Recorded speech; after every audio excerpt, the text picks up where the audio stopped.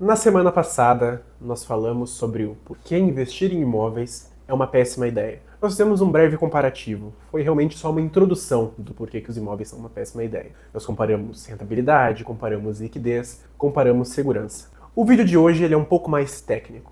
A ideia é para aqueles que realmente querem entender o problema do mercado. Então, vamos ao vídeo e vamos entender o verdadeiro problema do mercado imobiliário. Mas antes, caso hoje você já esteja investindo ou está começando a pensar em investir e quer ter alguém do seu lado, convenhamos, precisa ter alguém nessa caminhada que é da nossa vida, que vai trabalhar com honestidade e levando todos os pontos em consideração, não só os que são falados aqui no vídeo, e dizer as verdades que têm que ser ditas para que você possa sim chegar onde você quer chegar, eu vou estar disponibilizando esse QR Code no lado direito do vídeo para que você possa preencher o nosso formulário de contato e possamos então caminhar nessa jornada juntos.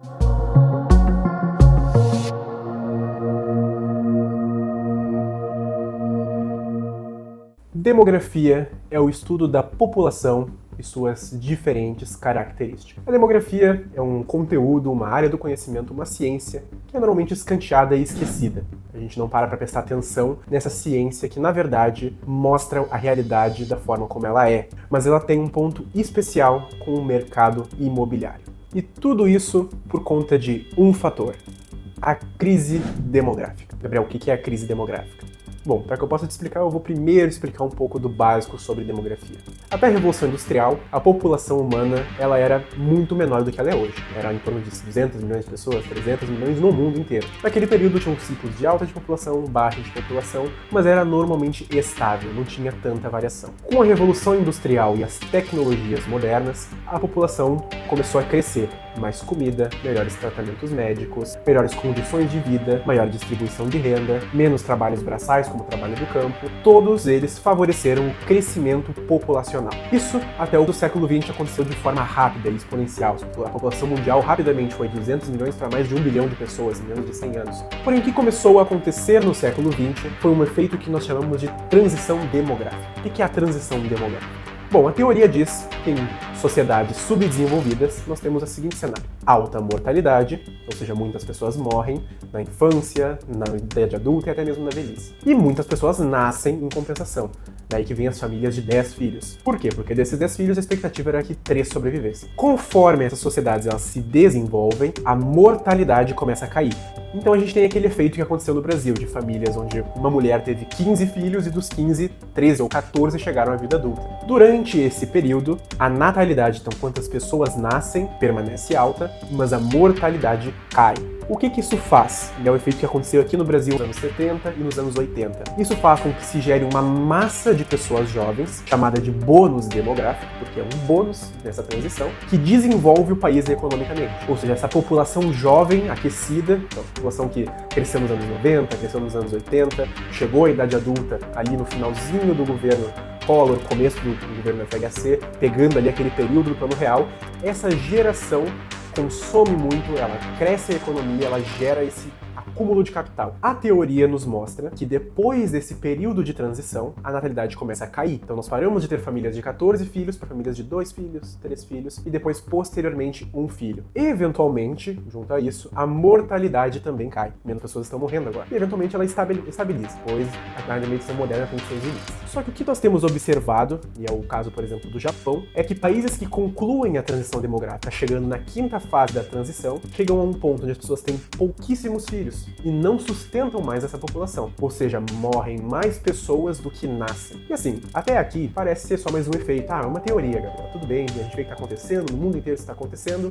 mas o que isso tem a ver com imóveis? O que isso tem a ver com a minha vida? Na verdade, tem tudo a ver com a tua vida. Hoje a gente vai focar só em imóveis, mas na verdade isso aqui toca todos os mercados e na verdade vai dar uma boa mexida em como a gente entende o mundo. Eu mesmo sou incapaz de, nesse único vídeo, explicar para vocês o quão catastrófico é esse efeito de fato e o quão rápido ele tem acontecido. No ano de 2022, deve ter passado despercebido pela grande maioria de vocês o censo demográfico. A cada 10 em 10 anos, o IBGE coleta dados de como está a população brasileira. Antes de 2022, se tinha a expectativa de que a população brasileira seria de 210 milhões de habitantes. Isso prevendo o crescimento populacional naquele tempo, se projetou 210 milhões. A realidade foi chocante, não eram 210, eram 203 milhões. Isso passou despercebido, como, erraram a projeção, não é nada demais. Sendo que não. Isso mostra que a crise demográfica no Brasil está vindo muito mais rápido do que o esperado. Antes se previa que a população ia cair em 2050, agora já é 2040. E eu lhe garanto que no censo de 2030 já vai se observar que talvez não seja tão tarde assim, seja mais cedo.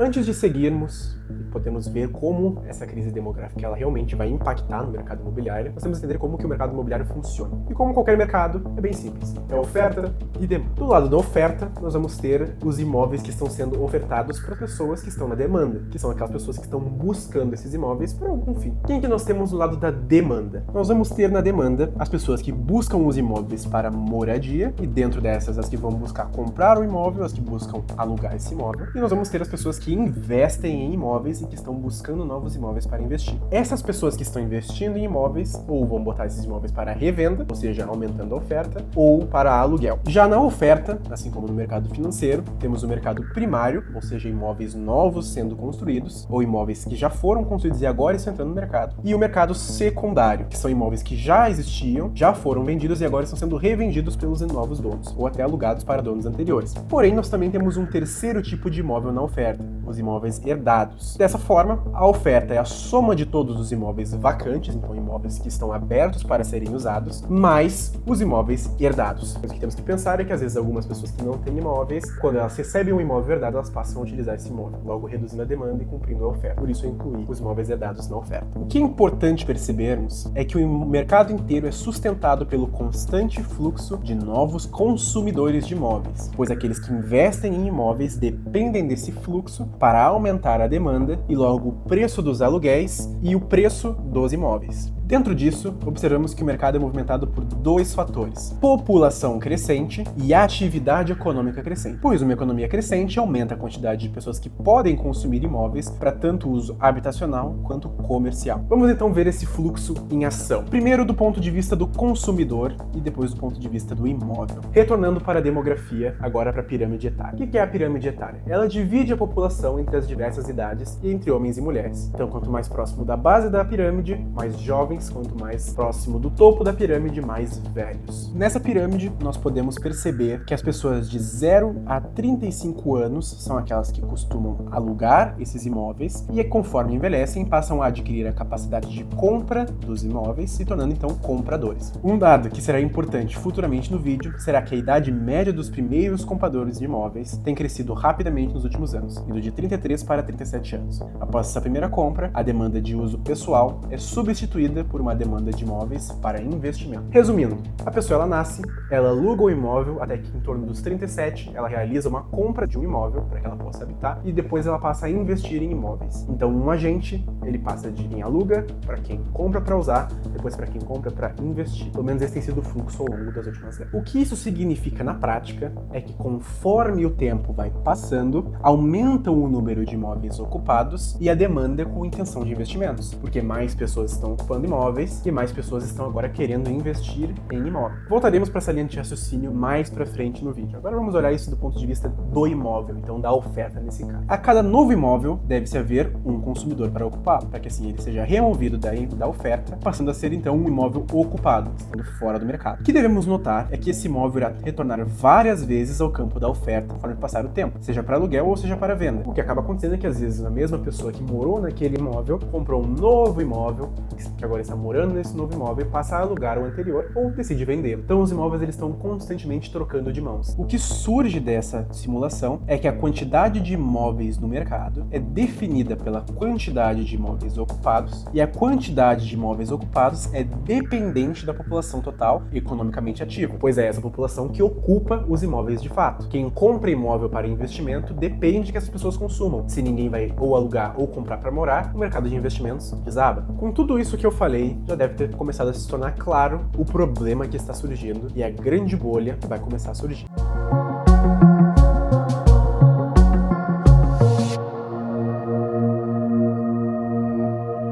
Tem se tornado cada vez mais difícil para pessoas abaixo de 40 anos comprarem um imóvel. Isso tem acontecido por muitos fatores que não cabem ao escopo desse vídeo, mas o principal deles é a inflação, que é a perda de valor da moeda. O que isso gerou foi uma acumulação gigante de imóveis na população mais velha, acima dos 40 anos, mas principalmente entre 50 e 70 anos. O que isso significa e qual que é a verdadeira importância disso? Que nos próximos anos vai acontecer uma das maiores transferências de riqueza da história do Brasil, onde esses imóveis, que estão concentrados nas populações mais velhas, vão ser transferidos, conforme elas forem morrendo, para as populações mais jovens. Normalmente isso já acontece, as pessoas têm herdado imóveis desde que imóveis existem. Porém, nesse caso, vai ser diferente. E por que isso vai ser diferente? Porque uma bolha vai surgir.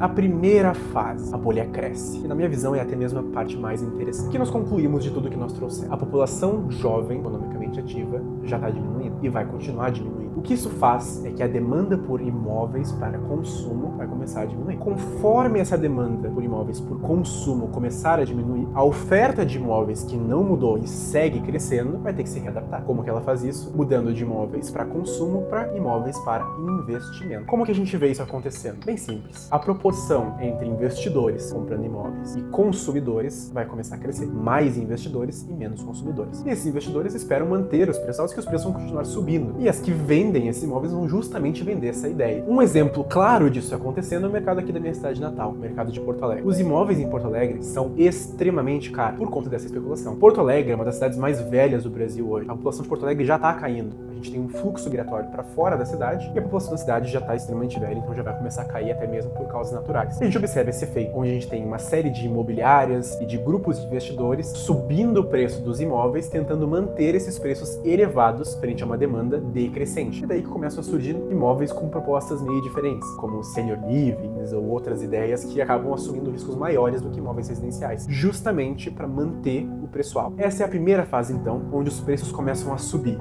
E subir. Começa a haver mais especulação no mercado, vendo essa demanda decrescente, com a expectativa de que lá na frente os preços irão subir. Na segunda fase, a bolha começa a estabilizar. Agora, os imóveis começam a entrar em equilíbrio, ou seja, a gente tem um equilíbrio entre oferta e demanda, compradores e vendedores. O preço estagna, ele para de crescer. A demanda só de investidores não é mais suficiente para manter os preços subindo, eles param. Esse é o silêncio, a calmaria antes da tempestade.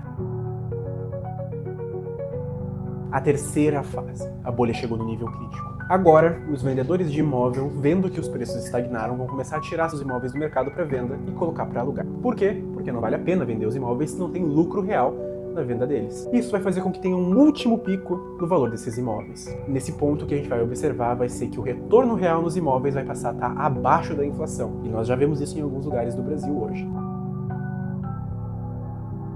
A quarta fase, a bolha começa a estourar. Com esse fluxo enorme de imóveis entrando no mercado de aluguéis, a gente começa a ver o preço dos aluguéis despencarem. Como agora temos menos pessoas buscando aluguéis e muitos imóveis no mercado, a competição para que essas pessoas aluguem os imóveis naturalmente vai jogar os preços lá para baixo. Agora, aqueles que tinham colocado o imóvel à venda, viram que não compensava e colocaram para alugar e estão vendo que o aluguel está muito baixo, começam a se preocupar. E todo o mercado começa a entrar num estado de pânico. Nesse ponto, o fluxo de novos imóveis, imóveis herdados, imóveis de pessoas que não estão tendo retornos com aluguéis, começam a entrar no mercado para venda. Esse grande fluxo inundando o mercado de oferta joga os preços dos imóveis lá para baixo. E a demanda, que agora não está mais crescendo por conta do declínio populacional e sim caindo, faz com que esses preços comecem a cair e a cair. E esse pânico faz com que outras pessoas no mercado também entrem em pânico e comecem a vender os seus imóveis e a vender, e jogando os preços mais para baixo até que os preços colapsam. O mercado colapsa? Não, o mercado imobiliário é um dos mercados mais sólidos que ainda existe, apesar disso tudo. Mas agora você que colocou o seu dinheiro